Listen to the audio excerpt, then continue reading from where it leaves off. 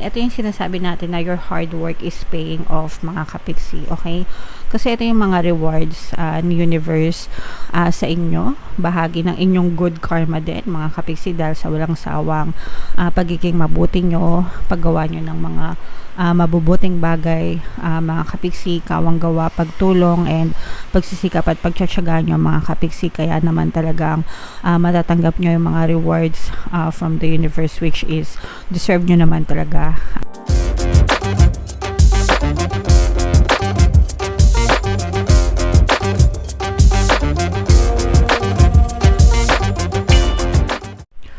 Hello guys, hello Virgo, welcome back to Pinoy Pixie Tarot. Ang pamagat ng episode natin for tonight is New Moon Kapalaran para ngayong July to August para sa Virgo, Sun, Moon, Rising, Sign, and Venus. General reading lang guys, pwede mag-resonate, pwedeng hindi, pwedeng positive, pwedeng negative, mga kapiksi. Yung New Moon ngayong July guys ay sa July 5. Tapos yung next New Moon naman ay sa August 4. So ang reading na to guys ay para sa period na yan, mga kapiksi. So unahin natin to guys. Wait lang, sorry. Lalagay lang natin tong lagay ng card. So ito yung first message natin guys, no? Moon message for you guys. Your hard work is paying off. Ibig sabihin nito guys, sulit yung inyong mga pagsisipag at pagtsatsaga sa buhay kasi it's paying off, no? Ibig sabihin nakakita na kayo ng resulta, nakakita na kayo ng movement sa inyong physical reality, okay? And unti-unti nang gumaganda, unti-unti nang parang ano yan guys, halaman o puno na itananim nyo, di ba? Pag nagtanim kayo ng puno or kahit na anong halaman, pag tinanim nyo yung buto ngayon, hindi naman yan kinabukasan tumubo na agad, no? It's a process. Meron siyang proseso na kailangan mong alagaan, diligan, paarawan yung iyong mga pananim. Sometimes nilalagyan pa ng pataba para talagang mamunga. Okay, and then kapag panahon na ng tag-ani, makikita mo na marami ng bunga yung puno mo, so pwede mo na siyang pitasin. So ganun yung ibig sabihin yan. Your hard work is paying off, no? Yung mga resulta ng mga pagsisikap mo, maaari mo na siyang anihin. Nakakakita ka na ng mga hinog na bunga, masasarap na bunga, no? And pwede mo na siyang pitasin anytime. So wala talagang tapon kapag kayo ay nagsisikap sa buhay. Hindi lang sa physical reality at sa pagdadasal yung pagsisikap guys, no? Pinagsisikapan din yung pagkakaroon ng positibong mental diet. Yan yung pinaka-importante na dapat inaayos nyo at binabago nyo sa buhay para talagang makakita kayo ng resulta sa inyong physical reality. Kailangan maging consistent kayo and tiyagain nyo hanggang sa makita kayo ng positive results, okay? Attune to the moon guys, make a proper plan and execute it well. Yung planning talaga guys, very important yan. Kailangan nagsiset kayo ng goals every year, no? Palagi ko yung ina-advise sa inyo, sa mga datihan na dito sa ating channel, alam na nila yan. Mas maganda if nagsiset kayo ng short-term goals for the year and then long-term goals for like 3 to 5 years, mga kapisi, para makita nyo kung talagang nagkakaroon ng progress, pag-unlad, pag-asenso yung inyong kabuhayan, okay?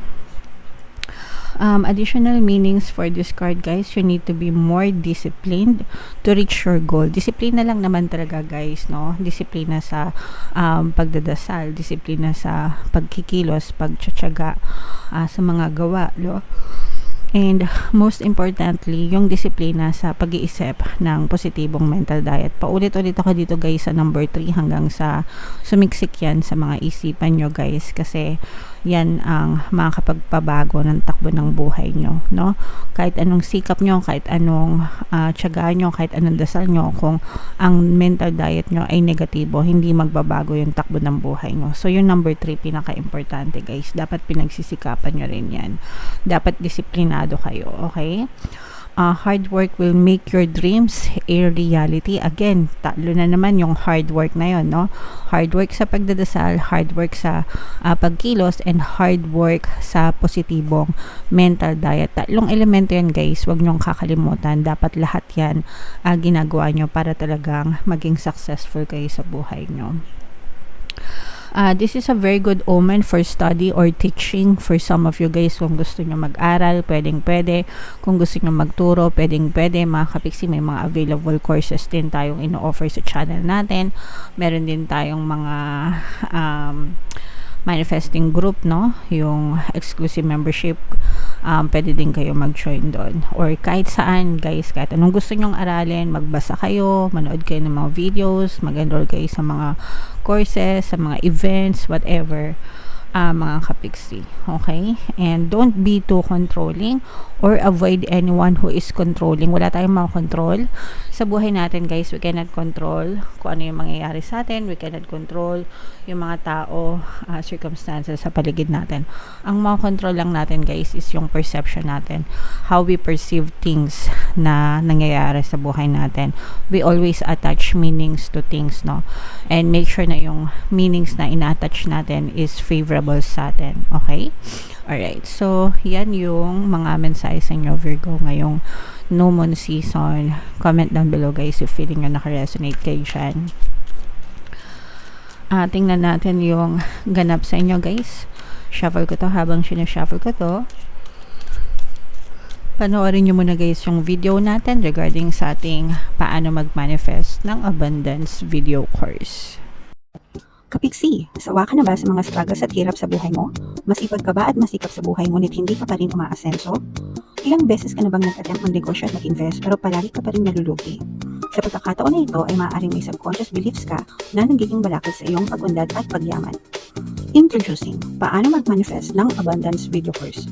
Dito ay matututunan mo ma-overcome ang mga balakid mo para tuluyan ka ng umunlad, umasenso, sumagana, maging matagumpay, successful at maswerte sa iyong kabuhayan, pera, trabaho, negosyo sa lapi at kaperahan ng bonggang-bongga. Dali, mag-send na ng email sa pinoypixitaro@gmail.com at simulan na ang iyong pagyaman ngayon. Alright, so sa lahat ng gusto mag-avail ng course, guys, yung promo natin for July, magbibigay ako ng 500 pesos na discount until July 31, guys. So avail nyo na, sobrang ganda ng course. And meron din tayong bagong course, guys, paano mawala ang third party at magkaroon ng harmonious na relationship para sa mga kapiksi natin na may kabet, no? 30% discount pa rin, guys, until July 31, opening sale. Extend ko hanggang July, guys, kasi bago pa lang naman yung course. Avail nyo na, guys, sobrang ganda. Virgo, guys, kayo ay represent ng King of Coins. Ito yung ating moon energy. Mga kapis, this is both positive and negative, pero this is more on positive, guys. For some of you, maaari kayo nagkakaroon ng competition sa trabaho, guys, sa pera or sa negosyo. Kaya napapansin nyo na parang very slow yung pagpasok ng pera sa inyo kasi baka marami kayong competition. Let's say, for example, may negosyo kayo, may tindahan kayo, tas pare-parehas kayo nagtitinda ng paresan, no? Yun yung uso, diba? Yun yung uso ngayon, yung overload pares, no? Baka pare-parehas na kayong puro overload pares na yung tinitinda nyo, kaya parang napapansin nyo medyo humihina yung pasok ng pera dahil sa same niche, no, na nagkakaroon kayo ng competition. Pero guys, no, you just have to up your game, mga kapiksi. Kung sila ay dinadagsa ng customer, ano nila yon, deserve nila yon kasi nag-effort din sila and yung mindset nila. Okay, so dapat kayo din, guys, ayusin nyo rin yung mindset nyo, no? Ayusin nyo yung servisyo nyo, become the better version of yourself pagdating sa competition, mga kapiksi, para talagang umangat din kayo, guys. Yung competition, it's everywhere, mga kapiksi, and bahagi yan ng ating society. So make sure na ginagamit mo siya para sa ikabubuti mo at hindi para sa ikakasama mo, kapiksi. Okay? So, yung other messages naman, guys, we have angel number 77, guys. I-check nyo yung ibig sabihin yan. Ito yung sinasabi natin na your hard work is paying off, mga kapiksi. Okay? Kasi ito yung mga rewards ni universe sa inyo. Bahagi ng inyong good karma din, mga kapiksi, dahil sa walang sawang pagiging mabuti nyo, paggawa nyo ng mga mabubuting bagay, mga kapiksi, kawang gawa, pagtulong, and pagsisikap at pagtsatsaga nyo, mga kapiksi. Kaya naman talaga talagang matatanggap nyo yung mga rewards from the universe, which is deserve nyo naman talaga, mga kapiksi. Okay, so imay-may nyo to guys. Ito yung bahagi ng inyong good karma at bahagi ng inyong pagbangon, itong mga rewards, itong mga gifts from the universe. So imay-may nyo yan guys, sa comment section. Pwedeng meron din kayo guys na imay nyo yan. Mine rewards, mine pagbangon, mine good karma, yan, imay-may nyo yan sa comment section. Pwede kayo makatanggap guys ng tulong pinansyal. For some of you, pwedeng paayuda or tulong mula sa kamag-anak, ganyan. Pwede din yung iba sa inyo makatanggap ng offer, no? Parang merong kayang kaibigan or kakilala na yayain ka, pre, meron ditong opening sa amin, baka gusto mong mag-apply, ganyan. Pero parang feeling nyo hindi pa kayo ready, parang medyo nagdadalawang isip pa kayo. So okay lang yan guys, pag-isipan nyo mabuti yung mga pros and cons, no, yung mga benefits bago kayo mag-decision guys. Yung iba sa inyo guys, parang feeling ko wow. So yung iba sa inyo guys, parang feeling ko ready na kayo na lumabas ng inyong comfort zone at magsimula, no? Kasi yung iba sa inyo parang ang tagal-tagal nyo nang nahimlay, ang tagal-tagal nyo na stuck sa buhay nyo, pero ngayon parang binibigyan ka ng opportunity ni universe na, uy, merong dito, baka gusto mong itry ito. Parang bibigyan ka niya ng chance na tuparin yung mga pangarap mo, okay?